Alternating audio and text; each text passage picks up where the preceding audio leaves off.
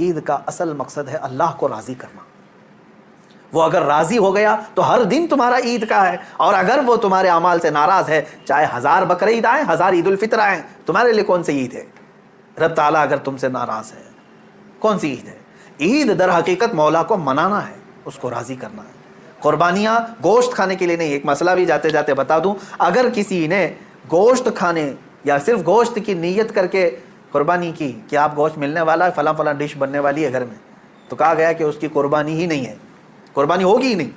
جس نے گوشت ملے گا اس کو میں بیچوں گا، اتنا کماؤں گا، جس نے بھی یہ نیت کی اس کی قربانی ہوگی ہی نہیں، ہوگی ہی نہیں. فرمایا کہ تقرب الی اللہ کی نیت ہونی چاہیے، میں قربانی کر رہا ہوں صرف اللہ کی رضا کے لیے. نیت یہ ہو اور پھر گوشت کھانے میں مل گیا تو یہ اللہ کا انعام ہے.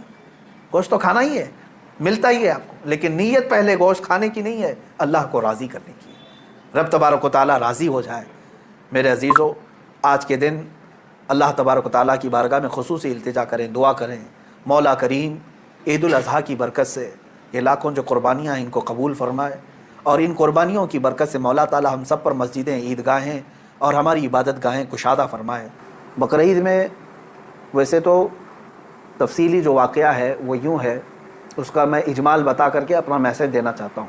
سیدنا ابراہیم خلیل اللہ علیہ الصلوۃ والتسلیم اللہ تعالیٰ کے ایک نبی ہیں، برگزیدہ پیغمبر، ایسے جلیل القدر نبی کہ انبیاء کرام علیہ السلام 1,24,000 کم و بیش نبیوں میں حضور اکرم صلی اللہ تعالیٰ علیہ وسلم کے بعد جو سب سے بڑا مرتبہ ہے وہ حضرت ابراہیم علیہ السلام کا ہے.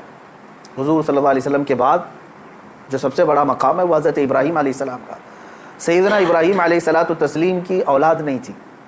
آپ نے تقریباً 90 سال عمر پائی اس وقت تک، بلکہ آپ کی عمر اس سے بھی زیادہ ہوئی. جب آپ کی عمر پاک 90 سال تک ہوئی تب تک کوئی اولاد نہیں تھی. آپ کی زوجہ ایک حضرت سارہ ہیں اور دوسری حضرت ہاجرہ ہیں. پھر روایات یہ بتاتی ہیں کہ 100 سال کی عمر ہو گئی لیکن حضرت ابراہیم علیہ السلام نے دعا کرنا نہیں چھوڑا تھا. یہاں سے یہ پتہ چلتا ہے کہ بندہ مایوس نہ ہو. ویسے تو 70 سال 80 سال مرد کے ہو جائیں تو وہ اپنی اولاد ہونے سے مایوس ہو جاتا ہے کہ اب میری عمر نہیں رہ گئی، لیکن وہ خلاق کائنات جسے چاہے عطا کرے. جب وہ حضرت مریم کو شوہر کے بغیر ان کو بیٹا دے سکتا ہے اور حضرت صالح علیہ السلام کی پتھر سے اونٹنی پیدا کر سکتا ہے، تو وہ پھر مولا تعالیٰ 90 سال کیا 100 سال کے بعد بھی چاہے تو اولاد عطا کر سکتا ہے. دعا کرنا ترک نہ کریں. حضرت ابراہیم علیہ السلام کی دعا قرآن پاک میں موجود ہے. آپ یہی دعا کرتے تھے، رب ہب لی من الصالحین، اے اللہ مجھے صالح اولاد عطا فرما، صالحین میں سے مجھے نسل عطا فرما. حضرت ابراہیم علیہ الصلوۃ والتسلیم کی اس دعا کو قرآن پاک میں بھی آپ تلاوت میں پائیں گے. حضرت ابراہیم علیہ الصلوۃ والتسلیم کی اس دعا کو اللہ تبارک و تعالیٰ نے قبول فرمایا، اور پھر اللہ تعالیٰ نے ارشاد فرمایا کہ ہم تمہیں ایک بیٹا عطا کرتے ہیں. وہ کیسے معاملات ہوئے یہ بھی دیکھیے. حضرت ہاجرہ حضرت ابراہیم علیہ السلام کی اہلیہ، وہ گھر میں موجود ہیں. کچھ فرشتے آئے اور فرشتوں نے آ کر کے بشارت دی کہ اللہ تبارک و تعالیٰ تمہیں بیٹے سے نوازنے والا ہے. تو کہنے لگی کہ میں اتنی بوڑھی ہو گئی ہوں. ان کی خود کی عمر 90 سال کے اوپر کی تھی. کہا اتنی بوڑھی ہو گئی ہوں، کیا مجھے بچہ ہو سکتا ہے؟ فرشتوں نے کہا ہاں، اللہ تبارک و تعالیٰ جو غالب حکمت والا ہے وہ چاہے تو ہو سکتا ہے. تو پھر اللہ تبارک و تعالیٰ نے یہ بشارت دی اور بڑھاپے میں حضرت ابراہیم علیہ السلام کو بیٹے کی بشارت سے نوازا، اور اس کے بعد حضرت اسماعیل علیہ السلام کی ولادت ہوئی. چند دنوں کے بعد، چند سالوں کے بعد حضرت سارہ سے حضرت ابراہیم علیہ السلام کو دوسرے بیٹے بھی ہوئے، حضرت اسحاق علیہ السلام. اور یہ وہ لوگ ہیں، یہ 2 بیٹے ایسی عمر میں ہوئے. اب یہاں بتاتا ہوں میں آپ کو صبر کا اور استقامت کا پھل کتنا عظیم ہوتا ہے. 100 سال تک ابراہیم علیہ السلام صبر کرتے رہے اولاد کو، اور اس کے بعد اللہ نے اولاد دیا. 2 بیٹے تھے، ایک اسماعیل علیہ السلام اور دوسرے اسحاق علیہ السلام. ان دونوں نبیوں کے بارے میں اگر میں آپ کو بتاؤں، اسحاق علیہ السلام وہ نبی ہیں، حضرت ابراہیم علیہ السلام کے وہ بیٹے ہیں جن کو اللہ نے نبی بھی بنایا، اور ان کی نسل میں 30,000 سے زیادہ نبی پیدا کیے. تقریباً بنی اسرائیل پوری نسل جو ہے وہ اسحاق علیہ السلام کی نسل ہے. اسحاق علیہ السلام کے بیٹے یعقوب علیہ السلام، یعقوب علیہ السلام کے بیٹے یوسف علیہ السلام، یہاں سے پوری بنی اسرائیل چلی، اس میں ہزاروں نبی آئے. ابراہیم علیہ السلام کو ایک بیٹے اسحاق علیہ السلام کی نسل میں سارے نبی عطا کیے، اور دوسرا بیٹا جو اسماعیل علیہ السلام عطا کیے.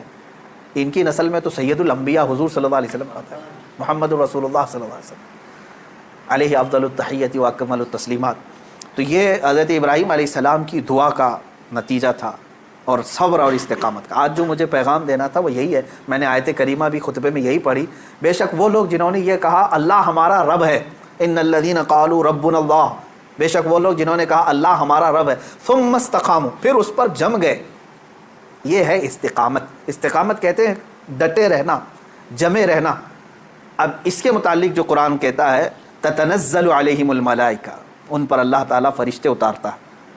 کیا کہتے ہوئے آتے ہیں فرشتے؟ اللہ تخافوا ولا تحزنوا، گھبراؤ مت، ڈرو مت، ہم تمہیں وہ بشارت دینے آئے ہیں جس جنت کا اللہ نے تم سے وعدہ کیا ہے، تھوڑے دن اور باقی رہو، تھوڑے دن اور جمے رہو، اور ڈٹے رہو۔ یہ استقامت کرتا ہے بندہ، استقامت پر فائز ہوتا ہے تو فرشتے اس کی مدد کے لیے اترتے ہیں، تمہارے نفس کے خلاف معاملات آئیں گے، اسی پر جمے رہنے کا نام استقامت ہے۔ اور استقامت کا معنی اتنا عظیم ہے کہ صوفیہ اکرام نے کیا فرمایا معلوم ہے؟ الاستقامت فوق الکرامت، عربی میں فرمایا استقامت جو ہے یہ کرامت سے بھی بڑھ کر کے ہے۔ لوگ کہتے ہیں نا کرامت، کرامت کا مطلب اکثر لوگوں نے نہیں سمجھا کہ وہ انہونی چیز دکھانا، یعنی جو ایسی چیز جو کو دیکھے ہی نہیں پائے، ہوا میں کوئی اڑ کے دکھا رہا ہے، پانی پہ کوئی چل کے دکھا رہا ہے، تو اس کو بہت سارے لوگ کیا سمجھتے ہیں؟ یہی کرامت ہے، محیر العقول چیزیں، یعنی جو عقل کو عاجز کر دیں۔ اور فرمایا گیا ان کرامتوں سے سب سے بڑھ کر کے استقامت ہے، یعنی شریعت پر جمے رہنا، ڈٹے رہنا۔ میں اس پر آتا ہوں، حضرت ابراہیم علیہ السلام کے اس واقعے کو میں مختصر کرتا ہوں۔ بیٹا ہوا، 100 سال تک صبر کرنے کے بعد پھر اللہ تبارک و تعالیٰ نے امتحانات ایسے لیے کہ ابراہیم علیہ السلام کو ترک وطن کرنا پڑا ہے، یعنی آپ کا شہر جو ہے بابل تھا، عراق۔ واقعہ تفصیل سے آپ کو پھر کبھی، وہاں آپ کو ہجرت کرنا پڑا، وہاں سے وطن چھوڑ دیا آپ نے، آپ کو جان کی بازی بھی لگانی پڑی، آگ میں آپ کو ڈالا گیا ہے، جان کے ساتھ بھی آپ کا امتحان ہوا، اس میں بھی آپ استقامت پر تھے۔ جب آپ کو نمرود آگ میں پھینک رہا تھا، جبرائیل علیہ السلام آئے اس وقت اور پوچھنے لگے الک حاجت یا خلیل اللہ، اے اللہ کے خلیل کوئی حاجت ہو تو بتائیں۔ تو حضرت ابراہیم علیہ السلام آگ میں پھینکے جا رہے ہیں، اس وقت بھی کیا کہتے ہیں؟ ہاں ہے حاجت لیکن اللہ سے ہے، میرا مولا میرے ساتھ ہے۔ یہ استقامت اور توکل کا اعلیٰ درجہ۔ تیسرا جو ہوا آپ کے ساتھ وہ اولاد۔ اور آپ کو یہ بھی میں بتا دوں کہ اب اولاد دیا اللہ تعالیٰ نے، پھر حکم یہ فرمایا، خواب میں حضرت ابراہیم علیہ السلام کو یہ کہا گیا کہ آپ اپنے بیٹے کی قربانی دیں اللہ کی بارگاہ۔ لیکن ابراہیم علیہ السلام نے خواب میں دیکھا تو اس کے بدلے میں آپ نے جانتے ہیں تقریباً آپ نے 100 اونٹوں کو ذبح کر دیا، اونٹ ذبح کیے۔ شاید اس خواب کی تعبیر یہ ہو۔ دوسرے دن پھر خواب وہی آیا، پھر آپ نے ذبح کیے۔ تیسرے دن پھر خواب آیا، تب آپ نے یقین کے ساتھ یہ فرمایا کہ مجھے میرے بیٹے اسماعیل کی ہی قربانی کا حکم دیا جا رہا ہے۔ پھر حضرت ابراہیم علیہ السلام، یعنی اونٹوں کے ذبح کرنے میں مال بھی تو کتنا قربان ہوا۔ تو اب میں جو بتانا چاہ رہا ہوں، اب وہ آخری بات سنیں۔ اسماعیل علیہ السلام کو بلایا اپنے قریب، جب ابھی حضرت اسماعیل علیہ السلام کی عمر پاک شباب کو نہیں پہنچی تھی، جوانی کے قریب آ رہی تھی۔ بلا کر کے کہنے لگے کہ انی ارا فی المنام انی اذبحک، اے اسماعیل میں نے خواب میں دیکھا ہے اور اللہ کا حکم یہ پایا ہے کہ میں تمہیں ذبح کر رہا ہوں، تم کیا کہتے ہو؟ حضرت اسماعیل علیہ السلام نے کیا کہا؟ یا ابت افعل ما تؤمر ستجدنی انشاء اللہ من الصابرین، اے میرے والد گرامی آپ کو جس بات کا حکم دیا گیا ہے وہ کر جائیے، آپ انشاءاللہ آپ مجھے صبر کرنے والا پائیں گے۔ اسماعیل علیہ السلام، بیٹے کو کوئی یہ کہے، اب یہ اسی کے لیے شاعر نے یہ کہا ہے، یہ مکتب کی کرامت تھی کہ فیضان نبوت تھا، سکھائے کس نے اسماعیل کو آداب فرزندی۔ ہاں بہرحال اب جو معاملہ پیش آیا وہ پتہ ہے آپ کو، حضرت اسماعیل علیہ السلام کو لے گئے مینا میں، وہ جگہ آج بھی باقی ہے جہاں حجر اسماعیل کہہ کر کے ایک پتھر رکھا گیا ہے، وہاں پر اسماعیل علیہ السلام کو لٹایا گیا۔ ابراہیم علیہ السلام نے اپنی آنکھوں پر پٹی باندھ لی، ان کے ہاتھ پیر کو باندھ دیا، اور اس کے بعد تیز چاقو سے ان کے گردن پر چھری چلائی، لیکن چھری نہ چلی۔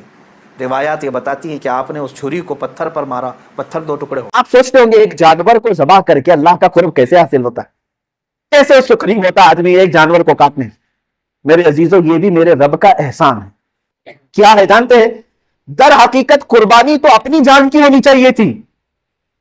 اللہ تبارک و تعالیٰ چاہتا تو تم سے ہی فرماتا، جیسے حضرت ابراہیم علیہ السلام سے مانگا اس نے، اللہ تبارک و تعالیٰ نے فرمایا کہ اے ابراہیم اپنے بیٹے کو ذبح کرو۔ حکم تو یہ ہو سکتا تھا کہ اے امت مصطفیٰ کے مسلمانوں، تم اتنے سال جیو ہو، 25 سال کی عمر ہو جائے تو آؤ اپنی گردن دے دو، 40 سال کی عمر ہو گئی ہے تو آؤ قربان گاہ میں اپنے آپ کو کٹوا دو. کہیں یہ حکم نہیں فرمائے، بلکہ حقیقی قربانی جو ہے وہ اپنی جان کی تھی. اللہ تبارک و تعالیٰ نے جیسے اپنے نبی کے لیے دمبا بھیجا جنت سے، وہ تو صرف ان کا امتحان تھا، اسماعیل علیہ السلام کو کاٹا تو نہیں گیا، ان کے بدلے میں بکرا کاٹا گیا. تو رب تبارک و تعالیٰ نے فرمایا اب امت مصطفیٰ کے لیے بھی، بلکہ تمام مومنین کے لیے بھی یہی حکم ہوگا کہ تم کاٹو گے اپنی طرف سے کوئی بکرا یا جانور، لیکن مولا تعالیٰ کی طرف سے تمہاری خود کی قربانی سمجھی جائے گی، تم نے خود قربان کیا ہے. اور یہ تصور کب آتا ہے جانتے ہیں آپ؟ قربانی کا جو اصل مفہوم ہے، ظاہر سی بات ہے اب کے زمانے میں یہ تھوڑا سا مشکل ہے. جیسے ہم حصوں والی قربانی لیتے ہیں، ہمارا بیل کہاں کٹا ہم کو پتہ ہی نہیں چلتا ہے. اصل جو قربانی ہوتی تھی وہ ہمارے اپنے پالے ہوئے جانوروں کی ہوتی، یا ذبح کرنے سے چند دن پہلے لائے جاتے تھے. اور اس کے آداب میں یہی ہے کہ اگر تم قربانی کا کوئی جانور لائے ہو تو اسے اچھا کھلاؤ پلاؤ اور اس کو سجا کر کے رکھو، اس سے محبت کرو. حتیٰ کہ بہت سارے ایسے بزرگ ہیں جنہوں نے یہ بھی فرمایا کہ اسے نہلاؤ دھلاؤ، تمام جانوروں سے اسے الگ کچھ نشانی ڈال کر کے رکھو. اور پہلے کے دور میں ہار پہنائے جاتے تھے ان جانوروں، ان کو الگ رکھا جاتا تھا اور سارے لوگ جانتے تھے کہ یہ قربانی کا جانور، ہار پہنا کر کے انہیں الگ رکھا جاتا تھا. اسی سے قلادہ ہے، جیسے عرب میں بھی حج کے لیے جب صحابہ آتے تھے تو ہار پہنا کر کے جانوروں کو قربان گاہ لاتے تھے مینا میں. ان جانوروں کے ساتھ یہ سلوک کیوں کرایا گیا؟ انہیں صبح شام دوپہر ان کے کھانے پانی کو دیکھو، ان کے اوپر تم ہاتھ پھیراؤ.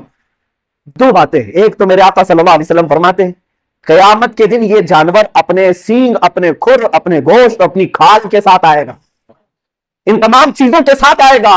اور رب تعالیٰ سے فرمائے گا اے مولا تیرا قرب حاصل کرنے کے لیے اس نے مجھے تیرے دربار میں ذبح کیا، اے کریم خدا اب اسے جہنم کی آگ سے تو حرام فرما دے. مولا اس جانور کی اس بات پر تم پر سے جہنم کی دوزخ کی آگ کو حرام فرما دیتا ہے. یہ بھی حدیث پاک میں ہے کہ یہ جانور تمہاری سفارش کے لیے آئے گا. پہلا یہ.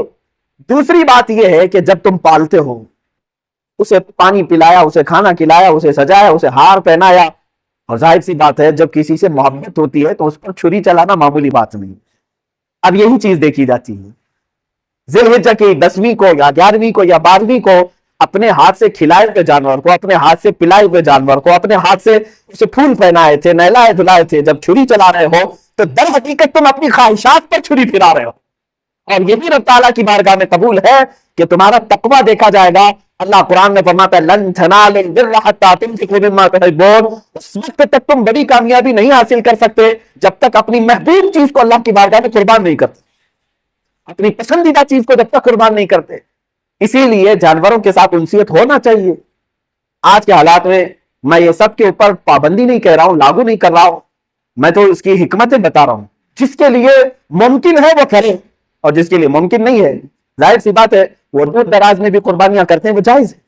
مثال کے طور پر یہاں بیٹھ کر کے اگر کوئی مکہ مکرمہ میں قربانی کا اپنے کو کسی وکیل کو بنایا ہے، وہاں اگر اس نے قربانی کیا تو تمہاری قربانی ہو جائے گی. آپ امریکہ میں کریں، انگلینڈ میں کریں، پوری دنیا کی کسی بھی میدان میں کریں، ان دنوں میں اگر قربانی کیا آپ کی جانب سے تو قربانی ہو جاتی ہے. لیکن جو حکمتیں ہیں وہ اپنے پالے ہوئے جانور کے ساتھ اس کی زیادہ ہیں، کیونکہ اس وقت آپ کی خواہشات کو آپ ذبح کر رہے ہیں. اور ایک بات یاد رکھیں، اللہ تبارک و تعالیٰ نے حضرت ابراہیم علیہ السلام کو بھی کچھ ذبح کرنے کا حکم فرمایا تھا. آپ کو معلوم ہوگا 3 پارے کی تفسیر میں یہ موجود ہے کہ آپ نے پوچھا اللہ تعالیٰ سے اے مولا کیا تو موت کے بعد دوبارہ زندہ کرتا ہے؟ رب تعالیٰ نے فرمایا ابراہیم کیا تمہیں یقین نہیں ہے میرے زندہ کرنے پر میں دوبارہ اٹھاتا ہوں؟ ابراہیم علیہ السلام نے کہا ہے مولا کیوں نہیں یقین ہے؟ یقین ہے بالکل، موت کے بعد تو زندہ ضرور فرماتا ہے، لیکن میں چاہتا ہوں کہ اپنی آنکھوں سے ایک بار دیکھ لوں، اپنی آنکھوں سے دیکھ لوں. یہ قرآن کی آیت ہے وَإِذْ قَالَ إِبْرَاهِيمُ رَبِّ أَرِنِي كَيْفَ تُحْيِي الْمَوْتَىٰ قَالَ أَوَلَمْ تُؤْمِنْ قَالَ بَلَىٰ وَلَٰكِن لِيَطْمَئِنَّ قَلْبِي. مولا اس لیے میں عرض کر رہا ہوں کہ میرے دل کو اطمینان ہو جائے، ایک بار دیکھ لوں. اللہ نے فرمایا ٹھیک ہے، تمہیں دکھایا جائے گا کہ مردوں کو زندہ کیسے کیا جاتا. فَخُذْ أَرْبَعَةً مِنَ الطَّيْرِ. تم 4 پرندے لے لو. رب تعالیٰ نے کیا فرمایا؟ 4 پرندے لے لو، انہیں ذبح کرو اور ذبح کر کے ان کے پورے گوشت کا قیمہ بناؤ. 4 الگ الگ قسم کے پرندے ہیں، ان کا گوشت پورا مکس کر کے قیمہ بنایا، اس کے 4 حصے کی الگ سے سب مکس تھا. اور حکم ہوا کہ 4 پہاڑوں پر تھوڑا تھوڑا سا گوشت رکھ کر کے آؤ، اور پھر زمین پر آ کر وہ چاروں پرندوں کے منہ ان کے سر اپنے پاس رکھو اور آواز دو ان پرندوں کو. ابراہیم علیہ السلام نے ہر پرندے کا نام لے کر کے آواز دی. اب ہوا یہ کہ ان کی آنکھوں نے دیکھا وہ گوشت جو قیمہ بن چکا تھا وہ ہوا میں اڑنے لگا. جس پرندے کا جو گوشت تھا وہ اپنے اپنے جسموں میں ملنے لگا اور بغیر سر کے بغیر منہ کے وہ پرندے فقط اپنے جسم کے ساتھ اڑتے ہوئے آئے اور ابراہیم علیہ السلام کے پاس جو سر رکھے ہوئے تھے وہ جسموں کے ساتھ جڑ گئے اور پورے پرندے ہو کر اڑ گئے. یہ واقعہ کوئی ہماری کہانی نہیں ہے, یہ قرآن کا واقعہ ہے. قرآن کہہ رہا ہے. اللہ تعالیٰ نے یہ جو فرمایا. اب اس کے متعلق جو کچھ حکمتیں ہیں میر عبد الواحد بلگرامی رضی اللہ تعالیٰ عنہ سبع سنابل شریف میں فرماتے ہیں وہ چار پرندے جو تھے اس میں سے ایک کوا تھا, ایک مرغا تھا, ایک کبوتر تھا اور ایک مور تھا. یہ چار پرندے, ان کے نام یاد رکھنے کے لیے اس لیے میں کہہ رہا ہوں کہ ہر ایک کی اپنی اپنی ایک خصوصیت ہے. ابراہیم علیہ السلام نے کیا کیا لیا؟ کوا لیا تھا, مرغا لیا تھا اور کبوتر لیا تھا اور مور لیا تھا. یاد رکھیں یہ چار پرندوں کو اور ذبح کیا ہے. ذبح کیا ہے, قربانی کی بات ہے اس لیے میں بات عرض کر رہا ہوں. چاروں پرندوں کو کیوں ذبح کیا آپ نے؟ یہی چار پرندے کیوں تھے؟ اب اس میں صوفیہ اکرام فرماتے ہیں اس لیے کہ ان چار پرندوں کی کچھ عادتیں ہیں. کوا لالچی بہت ہے, لالچ بہت ہے, جتنی بھی چیزیں ڈالیں پھر سے اس کے اندر لالچ ہوتی ہے. مرغے کے اندر شہوت بہت زیادہ ہے, شہوت بہت زیادہ ہے. شہوت کہتے ہیں یعنی جنسی سکون حاصل کرنے کے ذریعے ڈھونڈنا, میل فیمیل کے ساتھ تعلق قائم کرنا. مرغے کے اندر شہوت بہت زیادہ ہے. تیسرا پرندہ ہے کبوتر, اس کے اندر دوستی کرنے کی عادت بہت زیادہ ہے, جلدی دوستی کر لیتا ہے اور پھر اپنے مالک کے ساتھ ہی رہنے لگ جاتا ہے. چوتھا ہے مور, اس کے اندر دکھاوے کی عادت بہت زیادہ ہے, خوبصورت بہت ہے اور اپنی خوبصورتی کو لوگوں میں بہت زیادہ دکھاتا ہے. جب لوگ دیکھتے رہتے ہیں نا تو پورا کھول کر ناچتا ہے, پر پورے کھول کر ناچتا ہے ان کے سامنے. یہ مور کی عادت ہے. اب سنیے صاحب سبع سنابل شریف یہ فرماتے ہیں کوے کی لالچ, مرغے کی شہوت, کبوتر کی دوستی اور مور کا دکھاوا یہ ساری خطرناک عادتیں ہیں.